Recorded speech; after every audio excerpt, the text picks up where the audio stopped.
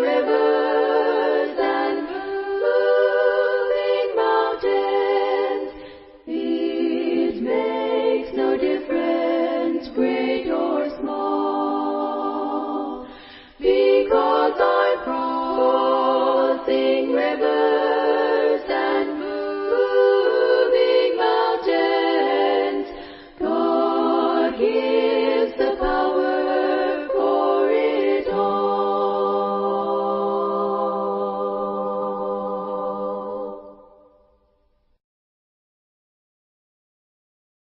Greetings, everyone. Welcome to our Wednesday night Bible study again. We're looking, going on with our look at some things about what the scriptures say about the blood in the scriptures, Old Testament, and I don't know how far we'll get, but tonight I want to look in Leviticus in chapter 16 concerning the blood of atonement. And that word is a theme in Leviticus, and the word holiness particularly. I think I remember the word holiness in the whole book is something I used 87 times, or close to or more than that. Atonement itself used 15 times, and this is the theme of Leviticus, and it's something that no other book in the scriptures has as much to say about sin, sacrifice, and the need for the blood, or implication of the need for the blood of forgiveness. That's what it's concerning. And I know that many times we think of Leviticus as just redundant and little bits here and there, and it's just so tedious to go through. And it can be, but again, if we think of how are we to think of the Old Testament, and Leviticus included, and the word atonement, how is the Bible student supposed to look at things this way?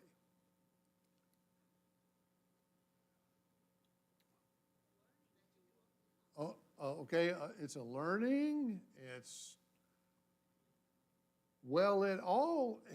pointers, all of it, all of the scriptures, the Old Testament, pointers toward Christ that would come and His work, and what He would do to save men.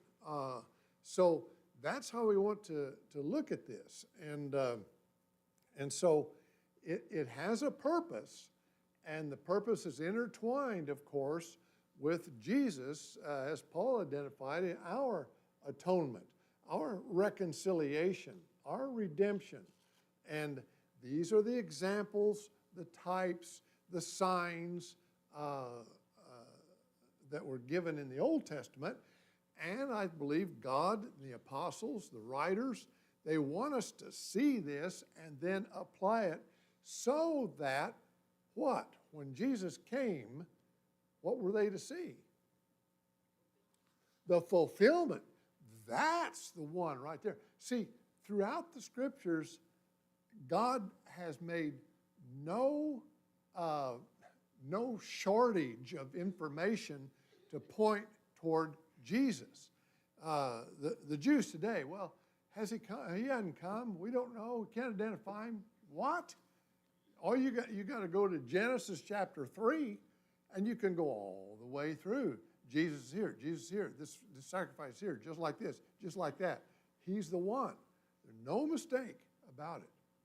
Okay. Now, in Genesis, I want to look at Leviticus 16, but just for a quick little reading in Leviticus chapter 19. This is the backbone of Leviticus. Leviticus 19, the Lord spake unto Moses, saying, Speak unto all the congregation of the children of Israel, and say unto them, Ye shall be holy, For I, the Lord your God, am holy. So this is God and his people. They are to be separate. And what the New Testament scriptures say? What did Paul tell the Corinthians?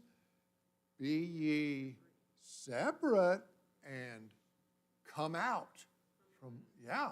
And that's Old Testament language. Be ye holy, be ye separate, come out and be God's people. Come out. And we talked about the covenant. Come out, accept the covenant, be part of his people, or be his people. Not part of it, but be his people. So, now, Leviticus, of course, we see much about the death of animals' blood there. Now, what have we studied before? What's the purpose of all that? To redeem. And the symbolism again. The symbolism involved, the animal that would die representatively, and that the animal would bear those sins. But remember, this is what they're told to do, and they do this. But what does God look at? He gave them the law. He gave them the instructions. And he says, you do it this way. Don't you change anything. You do it this way. But what is God looking at? Pardon me? He's looking at the obedience, and as the redemption, what? He's forgiving and looking toward the offering once for all on the cross that would sum up all this here. And this is something the Jews were supposed to recognize. They're supposed to see this. And we saw the Passover, of course. Christ is our Passover. Christ is the one who redeems, and Christ is our atonement. All of this pointing toward Jesus Christ. Okay. Sin, sacrifice, and blood, of course, meeting in Leviticus.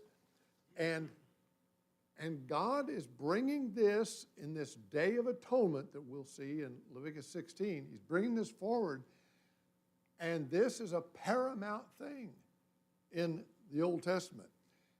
And in that, and I'll mention this again, and probably maybe again, but in this Day of Atonement and in these sacrifices and the animal sacrifices, their blood, we must see, and he wants us to see, the limitations of Moses, the limitations of the Mosaic law. Do you see any limitation? Or what is a limitation in the sacrifice of animals and their blood? What's the limitation? Pardon me? Okay. And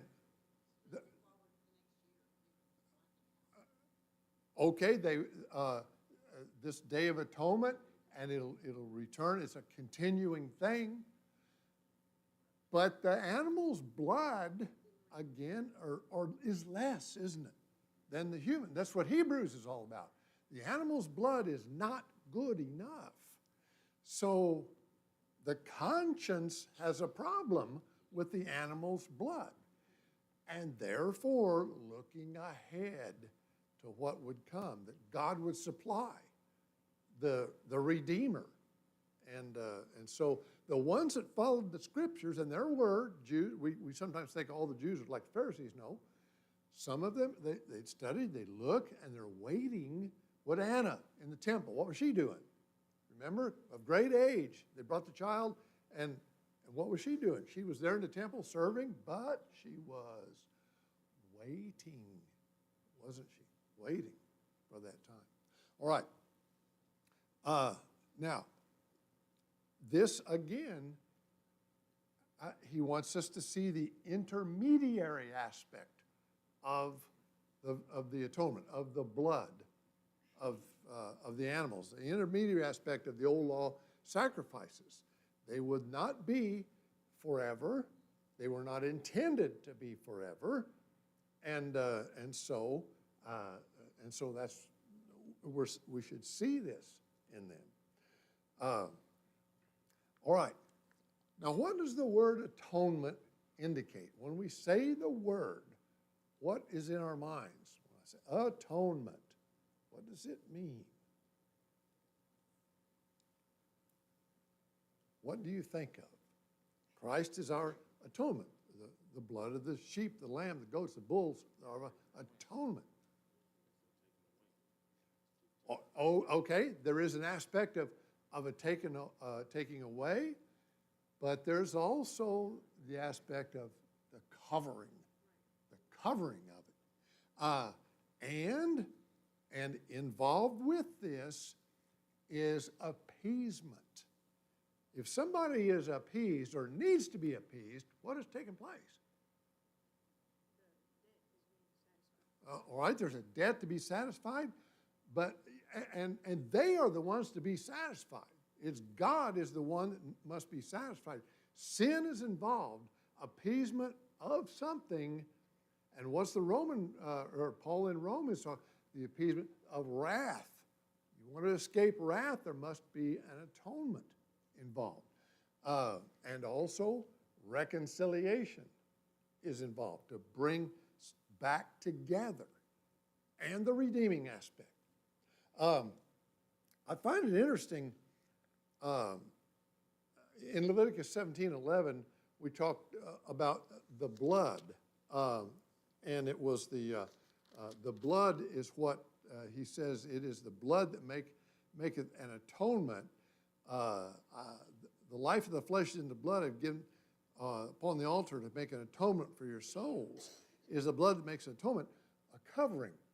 Now, if you look at the ark that Noah built, how did he keep that thing, keep the water out? I'll put it that way. How did he keep the water out? What? Okay. The word pitch is much associated with this idea of a covering, of a sealing. And I think we get, the English would say bitumen, or by oily, tar-like, a covering to seal something in, to keep the outside from coming in for safety. The pitch, it kept out the waters of the flood. It sealed, it protected, it was safety. What about the word atonement? There you go, safety, a sealing, a covering, fellowship, because the ark was a place, they were in that ark, had to stay there. Now the Day of Atonement, that day is that heart and soul of the Levitical system. They kept this and looked forward to this and honored this all the way through to Jesus Christ, and even afterwards when the law was nailed to the cross, the national Jew was still keeping the Day of Atonement.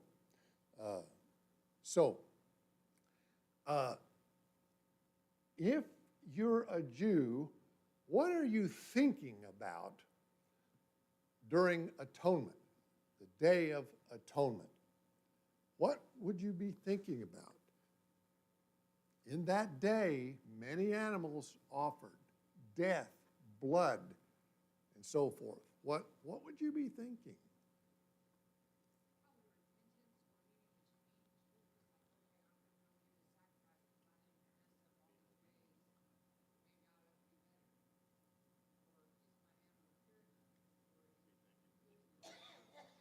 Okay, good. We're thinking of guilt, aren't we? I'm guilt. God has to be appeased, and this animal is offered. And a day of mourning, realizing sin is involved, and a failure to meet the standard. A realization of a need for forgiveness. And that blood offering, then, fellowship can be possible. So let's begin in the first 10 verses of Leviticus chapter 16. And notice the beginning now. And how serious is this? The Lord spake unto Moses after the death of the two sons of Aaron, when they offered before the Lord and died. That's quite an introduction, isn't it? Now, I'm going to tell you something. I'm writing something down here, and you doggone better well pay attention to this, because what's the example that you just got away from seeing? You got to see guys burnt up they offered the wrong fire from the wrong place in the wrong way to God. And the Lord said unto Moses, speak unto Aaron thy brother, that he come not at all times into the holy place within the veil before the mercy seat which is upon the ark, that he die not. For I will appear in the cloud above the mercy seat. Thus shall Aaron come into the holy place with a young bullock for a sin offering, and a ram for a burnt offering. He shall put on the holy linen coat. He shall have the linen breeches upon his flesh. He shall be girded with a linen girdle, and with the linen mitre he shall be attired. These are holy garments. Therefore shall he wash his flesh in water, and so put them on. He shall take of the congregation of the children of Israel 2 kids of the goats for a sin offering, and 1 ram for a burnt offering. Aaron shall offer the bullock of the sin offering, which is for himself, and make an atonement for himself and for his house. And he shall take the 2 goats, present them before the Lord, or at the door of the tabernacle of the congregation. Aaron shall cast lots upon the 2 goats, 1 lot for the Lord, the other lot for the scapegoat. Aaron shall bring the goat upon which the Lord's lot fell, offer him for a sin offering. But the goat on which the lot fell to be the scapegoat shall be presented alive before the Lord to make an atonement with him, and to let him go for a scapegoat into the wilderness. Notice some things that seem to stand out, at least if we look close at it. The do this, and this way. Do it this way. Now what, I'll ask, I may not ask this in the right way, but what did God leave out in that? Do it this way, do it this way, do it this way. What did he leave out? Pardon me? Yeah, okay.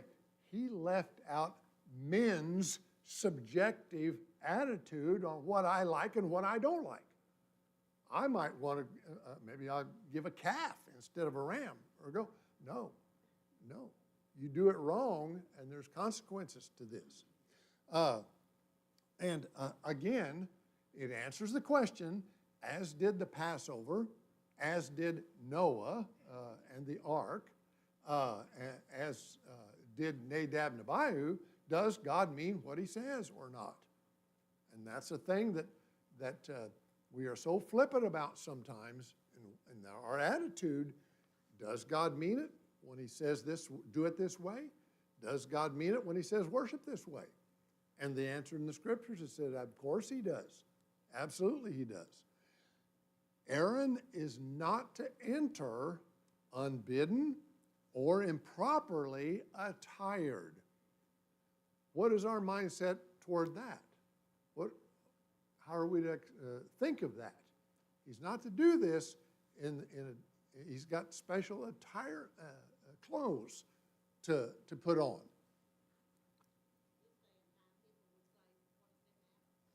Okay, yeah. What does it matter? And verse 1 says it does matter. It did to those 2 priests at the time. But what we're getting at is all of this. Remember Leviticus 19, verse 2, you be holy, for I am holy. In fact, we are to come to God with the proper attitude of mind. Did you know that you can do everything that God says to do and still lose your life, your soul, everything, without the proper mindset?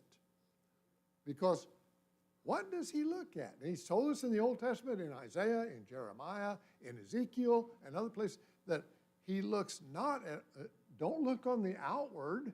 Remember when he chose David? What did he say to Samuel? Yeah, look at his heart. That's what I'm looking at. I'm looking deeper than the skin. I'm looking deeper than the form. I'm looking at the heart itself. So, and this also, since God is giving these instructions, we apply all this to God's words. How do we take his words?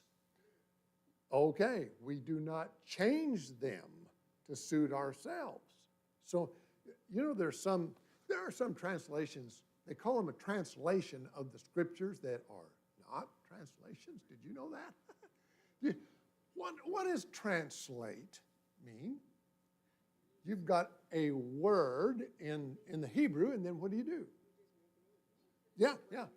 You take that Hebrew word, and what language are we speaking? English, I hope English. And then we take that and put it into the English word. Exactly, the translation that way. We don't paraphrase it. We put it the way God said it. So his words, they're above all the words of men, to be believed, to be obeyed, be followed. Now, with Aaron, this is for you as a high priest. Don't you come before me without doing any of this. Don't you come before me in any way except reverently. Don't dare to do it. Cautiously, humbly. Now, the Day of Atonement, it does a couple of things. It turns the minds of the Hebrews inwardly to see their need, and then outwardly to see God supplying their need. I need something. I go to him in this way, and representatively through the high priest, remember? And Jesus also. Who and what is he to us, for us? The high priest, the high priest. Now, there are the goats, of course. We know these, and we've studied, and I know you know about the scapegoats. That's what he's looking at here. The goats of sin and burnt offering. Now, I think the way it was done, I believe, they would put their hand into an urn that held these lots and draw the lot out, which goat would live and which would not. And then he'd put his hand upon the goat and say, "To the Lord," and then he would be killed.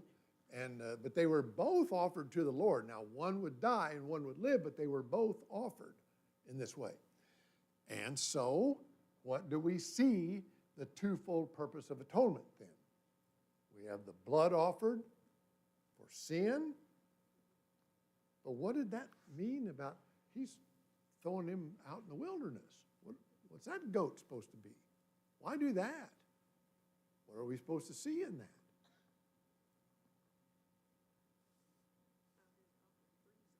Okay, we're supposed to see how the death of one and then the freedom, the free, to set one free. Now, something else.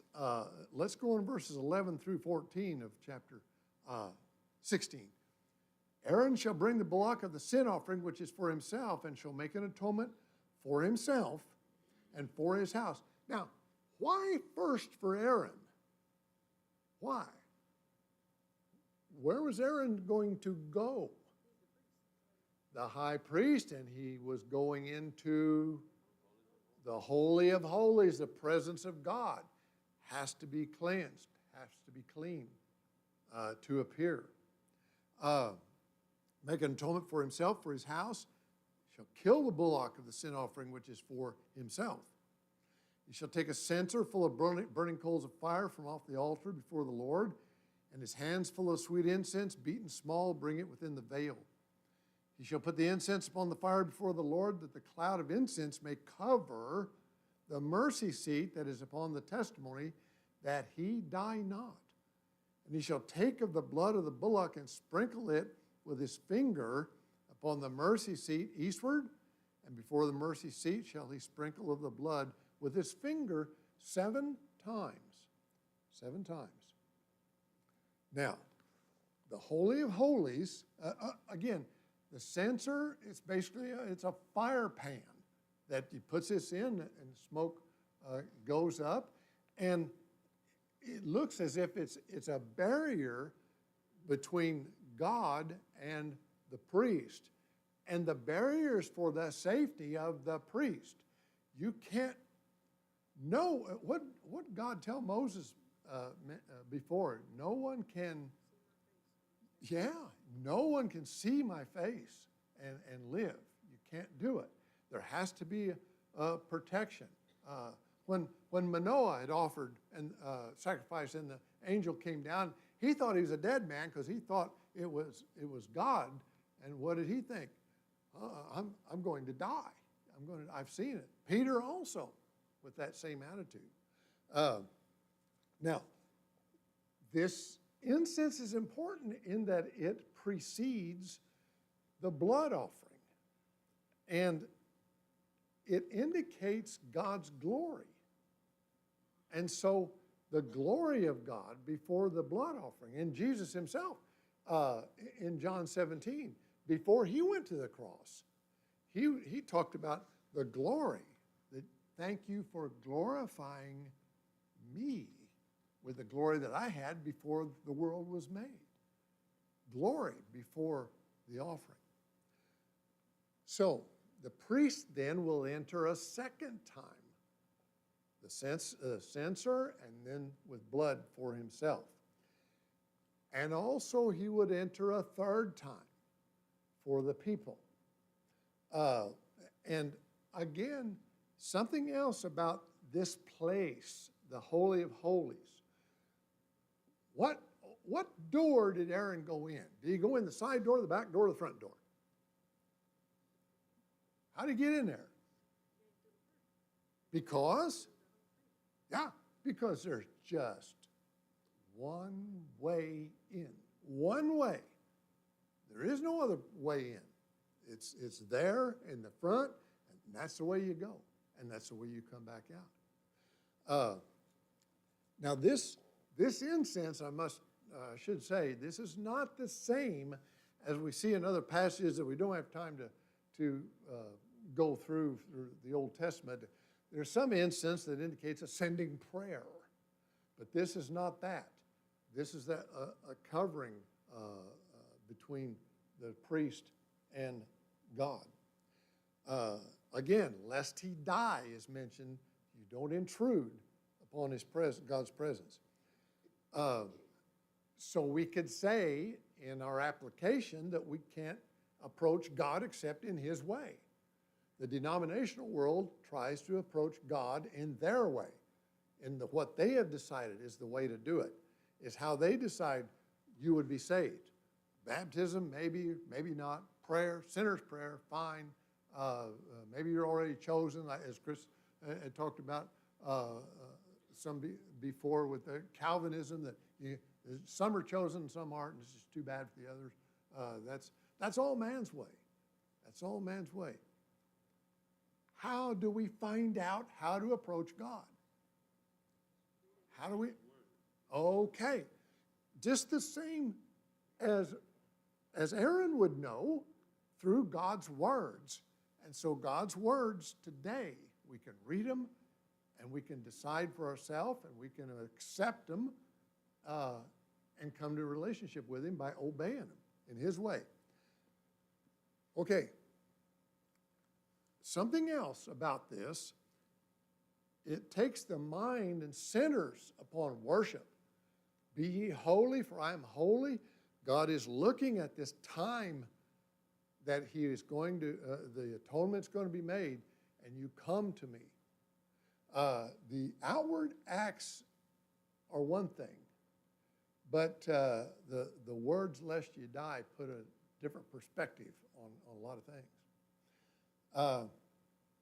Now, in verse 14, he takes the blood and sprinkles it upon the mercy seat. Now, the Jewish tradition says this was done in 2 steps. He goes out and gets the blood from an attendant of the bullock and then goes back in. And we talked about this before, and somebody mentioned it, and I really appreciate it.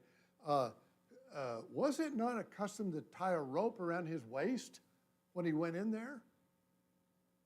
Because, wonder why. Wonder why. Yeah. Yeah.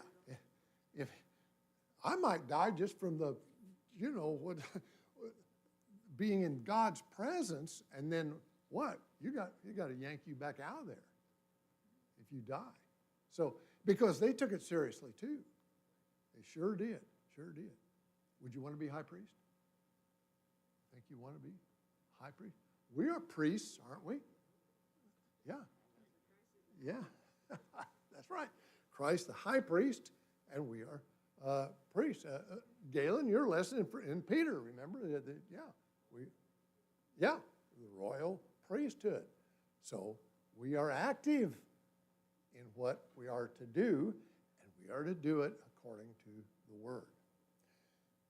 Now, let's go on in verses 15 through 22.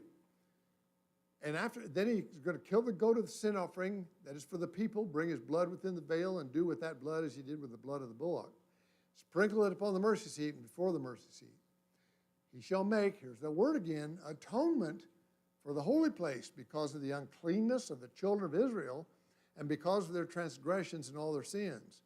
And so shall he do for the tabernacle of the congregation that remaineth among them in the midst of their uncleanness. And there shall be no man in the tabernacle of the congregation when he goeth in to make an atonement in the holy place until he come out and have made an atonement for himself, for his household, for all the congregation of Israel. He shall go out into the altar that is before the Lord and make an atonement for it. Shall take the blood of the bullock and of the goat, put it on the horns of the altar round about. He shall sprinkle the blood upon it with his finger 7 times, cleanse it, hallow it from the uncleanness of the children of Israel. When he hath made an end of reconciling the holy place, and the word reconciling is in the King James, you probably have another word there, don't you? The same, like atonement. Yeah. When he had made an end of reconciling the holy place, tabernacle of the congregation, and the altar, he shall bring the live goat. Aaron shall lay both his hands upon the head of the live goat, confess over him all the iniquities of the children of Israel, all their transgressions and all their sins, putting them upon the head of the goat, shall send him away by the hand of a fit man into the wilderness. The goat shall bear upon him all their iniquities unto a land not inhabited, shall let go the goat in the wilderness. What we should see from this, basically, is a cleansing of how much stuff is being cleansed. How much stuff? All of it. The whole thing, the whole shebang. The priest, the people, the altar, the tabernacle. And notice that the blood of the sin offering now reconciled, brought 2 parties together. And so we can see the same with Jesus Christ. The word reconcile, of course, has the word atonement is involved in this. Symbolic of Christ's death, that he would reconcile all men who come to him. Reconcile that at one time your enemies. What does reconciliation do? Okay, it brings 2 together. Not only just together, but the the Ephesian writer in Ephesians chapter 2 says something else about bringing people together. We are one body. One body. How much closer can it be? The scapegoat. And the word involved in this is to remove or send away. You might have a literal reading called the goat of departure. He's taking the sins away from the Israelites, away from God's people. And this goat is never to be seen again, never to be seen. the fellow that takes him out, lets him go, then he washes his clothes and before he washes himself before he can come back into the assembly. Never to be seen again. And the nation's sins went with him. And that's important to notice also. Let's quickly turn to Psalm. Well, that's not right. Let's go to Psalm 103, the 103rd Psalm. And notice verses 6 through 12. And David says, the Lord executeth righteousness and judgment for all that are oppressed. He make known his way to Moses, his acts unto the children of Israel. The Lord is merciful and gracious, slow to anger, plenteous in mercy. He will not always chide, neither will he keep his anger forever. He hath not dealt with us after our sins, nor rewarded us according to our iniquities. For as the heaven is high above the earth, and so great is his mercy toward them that fear him, as far as the east is from the west, so far hath he removed, just like that scapegoat, our transgressions from us. Did God forgive? Yes, he did. He forgave. He would forgive. You had to do what he said. You did it in faith. He forgave on the basis of the Redeemer that was to come. But he forgave David in the scriptures, Psalm 130 and other places. When Solomon dedicated the temple in 2 Chronicles 7:14, God said, when you come to me and you offer at this place that you built, this temple, and the animal is offered, he says, I will forgive. I'll forgive. Now again, and we don't have time, but Hebrews 10, 1 through 4 is a good thing to look at, because we like to sometimes think, well, blood of animals never forgave anything. Well, that's true. The blood of the animals never did. But Hebrews 10, 1 through 5 is talking about the repetitiveness because the animal's blood is not good enough. But when God forgave, he was forgiving on the basis of the blood that would be good enough. So that was the second bill, I think. Thank you for your attention.